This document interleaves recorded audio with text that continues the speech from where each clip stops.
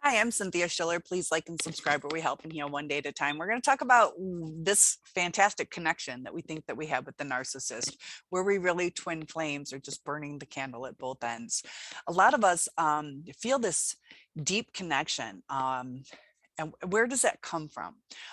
In the beginning, the narcissist does all that love bombing. They know how to connect with you um, because they kind of focus on the things that you say. They kind of turn into like a chameleon. They'll adapt to whatever it is that works. Whether you're into opera, all of a sudden they're into opera. To where they really hate it, and you'll find that out later in life. So they'll manipulate you by tricking you into feeling like a comfort and a connection, and they do that not to love you but to secure you. That's why they move so quickly. Often they will say, we're twin flames and I've never felt like this before, and they're just trying to suck you in. And so we're feeling that we're twin flames, soulmates, meant to be, destined to be with each other. So this connection that we're craving was actually like false. It was this big facade. It was a big game. And it was all just to manipulate us. And it's really painful. So we're trauma bonded, and we focus on what is causing the pain. That's why we often want to go back to our abuser. Just like if your leg is broken, you focus on your leg because that's where the pain's coming from. So we're focusing on where the pain is. That's why we want to go back sometimes. But you need to understand that it's not healthy. It's not going to get better. Narcissists don't change. They usually get worse over time. And worse, we feel so invested that we think that we've been through, we've made it through all these difficult times. Well, the difficult times, looking back at them, what exactly were the difficult times that you worked through over all those times? Was it the abuse? Or was there some trauma where you guys bonded and really connected emotionally? Most likely, if you went through some kind of trauma, it was more you were an annoyance, or they didn't really deeply care about what you were going through. They kind of brushed it off or let you work through it on your own. If the trauma was about something in their life, maybe you felt a connection because you were like loving and like doting on them, trying to help them through a hard time. But did the connection really exist? So these twin flames, they often use those words just to kind of like mind trick you to validate where you're like, yeah, we must really be, because you're feeling it because of the way that they're showing you that your life is exactly what they want. So the connection that you have is a fake sense of them agreeing with your political views, your religion, your whatever, just to trick you. So we think we're twin flames, that's what we want to go back to, that it's achievable. But the narcissist quickly moves on. And the more trauma bonded we are, the more irritated they are. Because they like the thrill of the chase. It is a game with them. That's why they always have to rock the boat. So we're burning the candle at both ends. We're trying to maintain a relationship. We're trying to maintain our sanity. We're trying to make the narcissist happy. We're going above and beyond. Our minds are going crazy, trying to figure out where the issue really lies. Is it us? A lot of times with the reactive abuse, we start feeling guilty. We also don't feel ourselves. We start getting unsettled because we're starting to lose our reality. We're starting to lose being able to communicate with someone. And that's what human interaction is. Human interaction is communication, to where you kind of see eye to eye. And we're trying all these different ways. We're empathetic, so we're trying not to sound like a bitch. So we're trying to think, how do I say this? And as soon as we start doing that, it's like we're walking on eggshells, and the narcissist picks up on that, which gives them power. And they'll start using that against them. It's weird how like something goes off to where they start feeling that the power is more fulfilling than our feelings of love towards them. They love being adored, but as soon as they see that we don't adore their actions, they take it personally. That's that narcissistic injury. And once they feel that narcissistic injury, they punish us. It's kind of like reactive on both sides, but it's usually, the narcissist usually starts it because lies soothe their brain. It changes their brain. Also, if they cheat, it's more for like the challenge or to stroke their ego. Like, yeah, I could achieve that, or the power of being able to get away with something. Like I said, they have more of a childlike mentality just because of all the stuff that happened to their brain. And so just like little kids, they want to see what they can get away with. They've learned to lie. They like covering things up. They like having those little secrets. And as long as most of the time, as long as they won't get caught, they'll go ahead and do it. They're pretty slick. They're pretty smart, but others are just so delusional, thinking that they're not going to get caught. They think that they are smarter than us. So we're burning our candle at both ends, trying to get back to that twin flame. But fire leads to destruction, and once a narcissist feels that there's even just a little inkling that you're not adoring them, whether it's through their bad actions, they'll like blame shift, they'll gaslight, silent treatment. But a lot of times with this connection that we're craving a fakeness. And that's where it gets really, really hard, because it felt really real. Things went really quickly. It seemed perfect. You got to remember, during that time, there was no baggage. The narcissist did try extra hard because it's kind of like at an auction, they're like, trying to bid. I got to get this and secure it. It goes really, really quick. It gives that like a adrenaline rush, just like if you were in an auction, like, oh, everything's going so quick.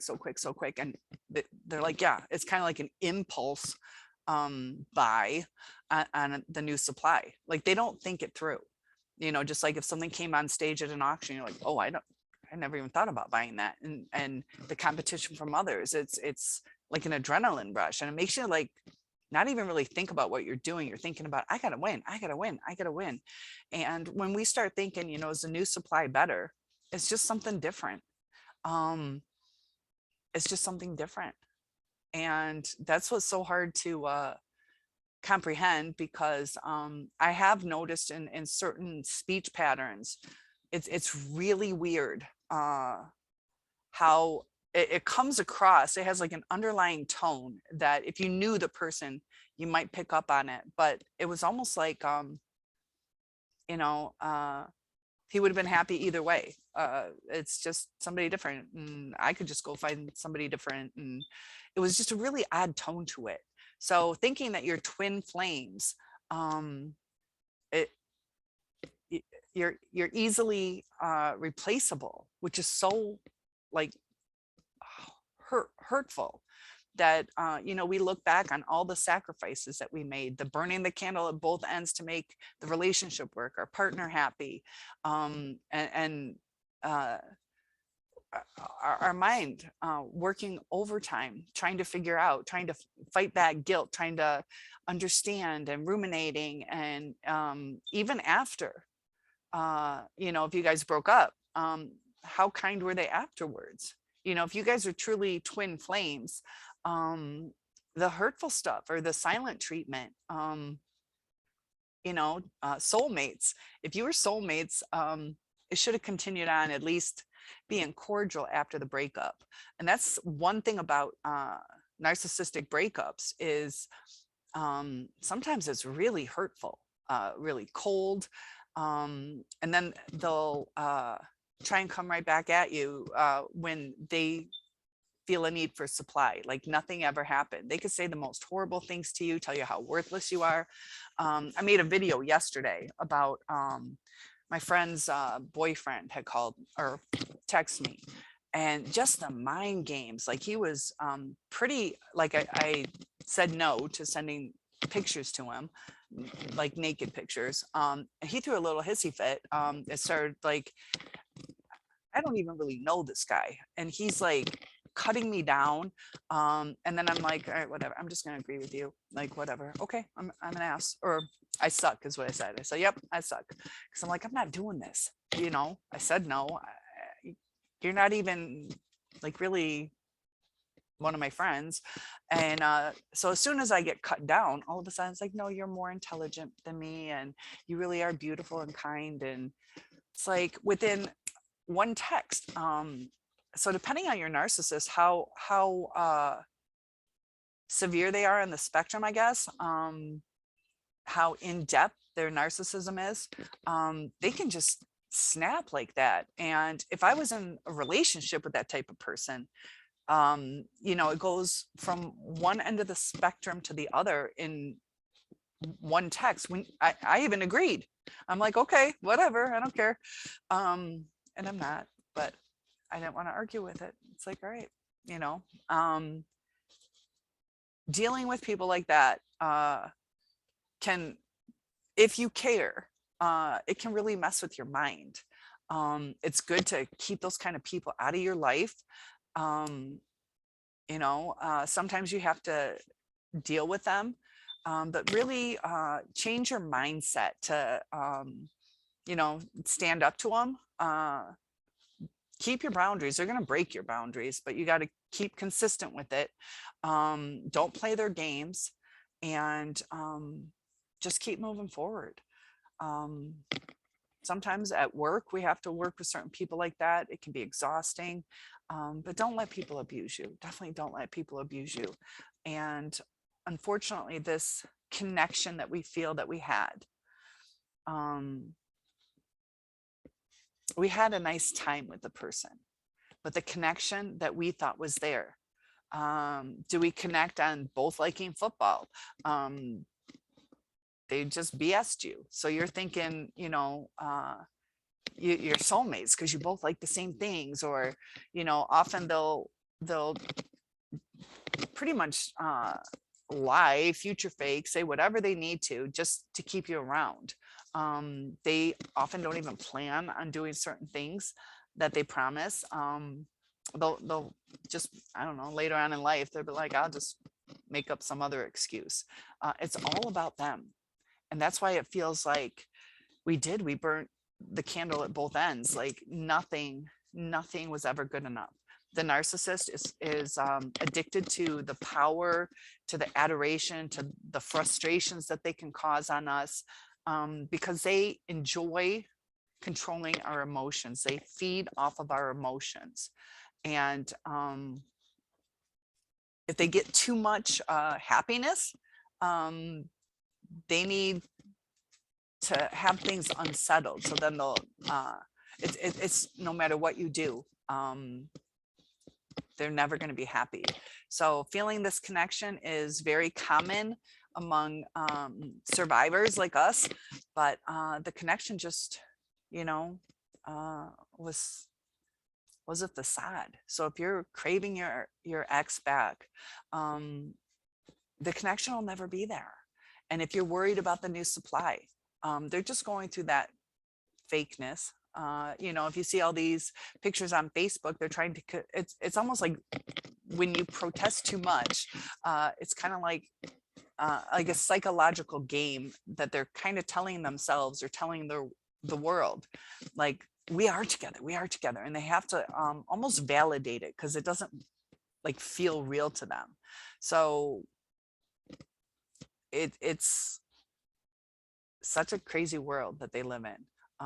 It's not the same world we live in. We're two different people. The connection, narcissists don't like to get deep into things. So when you're talking with them, you can have great conversations. They'll get deep into, I don't know, economics or politics, but they don't get deep in the emotions unless it's anger. They don't you know, when you experience happiness, it's great to experience happiness, but they don't experience like the love or the compassion. And by lacking empathy, they're just going through life with strangers. You know, it's almost like waking up in a new town. Um, you're going to meet people. You're going to talk to people. They're just waking up day after day with a lonely connection, not a true connection, and that's why they lash out so much. It's just their like way of surviving in a sense. So enjoyed, look back on the good times and don't look back on the negative stuff. It's just time to move forward. And I think something that is comforting is that they did see something in you. They saw your good qualities. So don't ever think you weren't good enough. You were good enough. They just sucked you dry, and they're going to keep doing that to whoever crossed their paths. And I just want to send you guys a big hug, and I'll see you in the next video.